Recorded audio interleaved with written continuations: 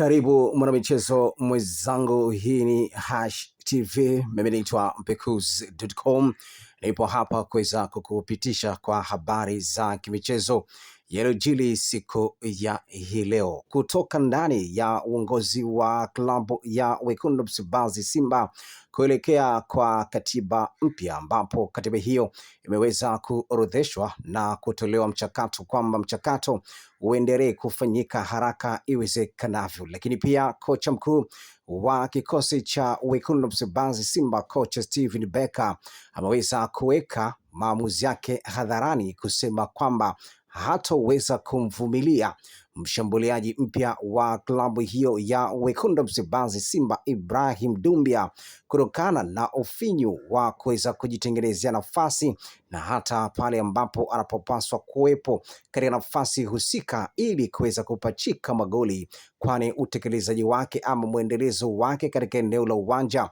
limekuwa sio urafiki. Kocha Steven Becker ameweka hadharani kwamba kama ataendelea kuwa hivyo, basi yeye ataweza kufanya maamuzi kuelekea katika dirisha dogo la usajili ama kuto kumpanga kabisa kwenye kikosi